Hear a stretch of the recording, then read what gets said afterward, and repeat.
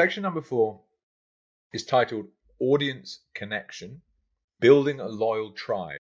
A view or a download doesn't reveal the impact or the decision making that is sparked by it. Does that make sense? So if you post an episode and you're on an RSS feed and you've got a bunch of downloads and you see, oh, okay, I've got 600 downloads on that episode or 60 on that episode or whatever. Or you put a YouTube video up and it's got 15 views. You don't know who that person is that viewed it or listened. And sometimes you get this extraordinary feedback loop where you find out who that person actually is, and you find out that they did something in their own life as a result of the content you create. And my example of this, I did an episode with Miles Dillon. Shout out to Miles. And it transpired that he had listened to Bitcoin with Jake consistently years ago when he was running his own plumbing and gas business. And he was literally fixing sinks, listening to Bitcoin with Jake. And all these years later, we were on a podcast together. And it turns out he'd sold that business and was traveling with his family and was creating his own Bitcoin podcast. You think, oh my God, epic. And he was teaching me about how I had taught him about Bitcoin and the choices he then made. And that's so goddamn cool. I'm not necessarily creating this podcast to create a connection with the audience, but it's an amazing side effect for what content can do. So lesson number 2 from this section, I started putting call to actions in my episode, comment if this is interesting, or email me, or send a zap, just like I did at the start of this episode. And from that, I get all sorts of interesting feedback. So one was a public post, a follower on Nosta, Matthias, and he was talking about how he'd been listening to the episode I'd posted on the way to work. And it just struck me, it's like, God, what a, in many ways, private relationship we have with someone where they're sharing your time, they are sharing their time with you whilst they're going on their commute. And I got a WhatsApp from another listener, and I won't mention who it is, but because it's a private subject in a sense, but they came back and said, oh, Jake, you know what? I was listening to your episode recently about the stuff you were discussing around the Holocaust. And that's a really difficult subject to approach and to cover. And just, it's really impressive how you held the space to do that in a respectful, but also inquisitive and curious way. I think, wow, what an incredible piece of feedback. I had no idea you even listened to the podcast, let alone that is what you would find interesting. Lesson number 3, I don't actually know the value I've created. How crazy is that? You are out there creating this content, posting this stuff, started a small company, taking risk with your capital, and you don't know the value you've created. And those last 2 lessons summarize that in a sense. The ability for a podcast to drive value in people's lives isn't necessarily aligned with the content creator because you don't know what decisions people make. But as someone who, and if you've listened to my podcast, one thing I like to make decisions around is this idea of humanistic, intellectual, and financial capital. And so in some ways, I think of the podcast as an investment in humanistic capital because a subsection of that is your network. And people get to know you, right? It's not necessarily any longer this idea of it's not what you know, it's who you know. It's like, no, that's old. A better way of framing it now is who knows you? And creating content's a brilliant way of doing that. And you're basically building a reserve of humanistic capital that you can draw down from in the future in scenarios that you have no idea about. In some ways, it's like having sound money, but in humanistic capital. Sound humanistic capital. And I might have lost some of you there if you haven't heard me talk about that stuff before. So next up is a lesson. Authenticity is key. People sniff the bullshit. And I know that's the case for me when I'm consuming other content. And I've got some awesome feedback from people being like, Jake, we really feel like you're exploring things that you care about, and we love that. Next up, I'm not doing it for the audience. I'm doing this for me. Now, that might sound really, is that arrogant in some ways or ironic? Why would you be doing this for you and posting it publicly? But my thought process is this: I believe long term, the most successful outcome or result is driven by my motivation to carry on.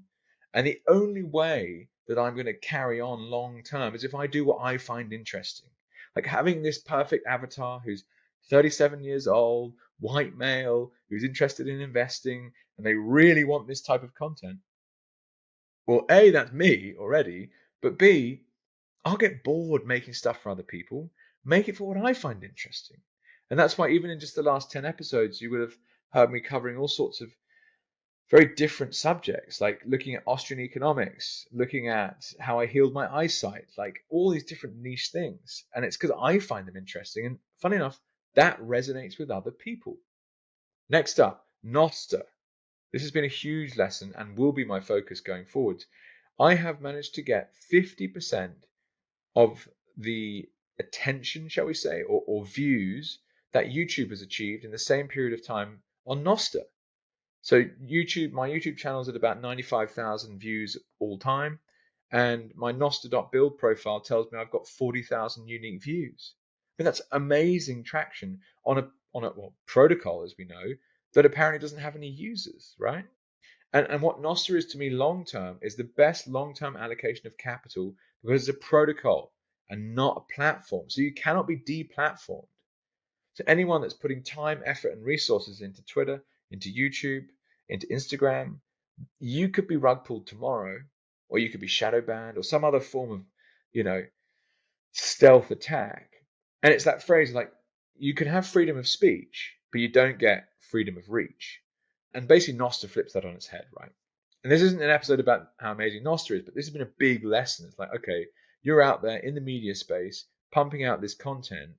Well, now you can do it from a solid foundation like never before, right? No content creators ever had something as cool as Nostr to build on. Next up, okay, this is just an actual specific email I got, which is really cool in terms of the audience and how it's been building and growing.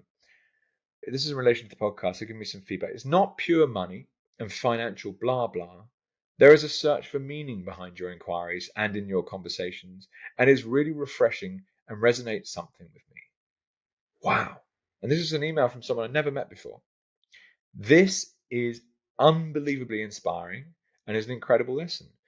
And as I said, okay, I'm doing this because I want to create this stuff and I find this stuff interesting. But when you get feedback like this, whoo, this is the magic sauce that really makes you want to carry on doing more. And you think, okay, well, I've got value out of this, and now I'm sharing it. Someone else has got value out of it. Like, what a powerful process to go through. So next lesson. So in terms of the audience itself, and just to remind you the category, so this is audience connection.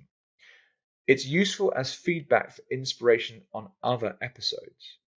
So you can ask people, you can put content out there and you can see what's popular and what's not. And some stuff flops, but the stuff that doesn't, it's like, we'll make more of that, right?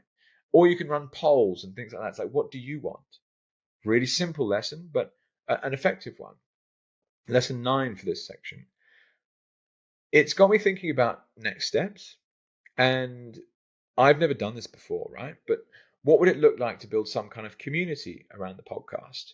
And there's platforms like School or Slack or WhatsApp even, where you could have people, maybe they pay a monthly subscription to be part of it. Maybe it's free.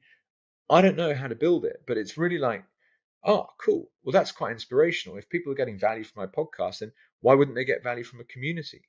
And I think about like how cool it would be if I could actually understand people's decision making when it comes to investing. And if there was a selective invite only group where it's like, oh no, I sold this today. It's like, why?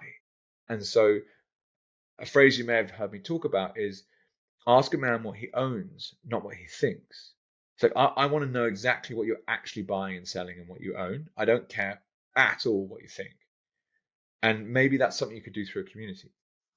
Final lesson for this section, and this is really just a hunch, just to throw it out there, but maybe this is not about building some kind of huge audience, but it's about a valuable one.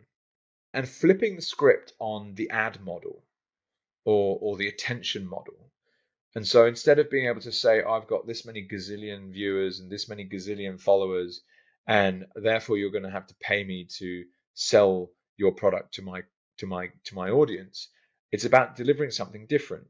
Now, what is that different thing? I don't know, but I got some great feedback about how it's just raw signal, no ads. We love it, Jake. You're like, cool. Well, I love that too, actually. So how could I build this in a way that continues?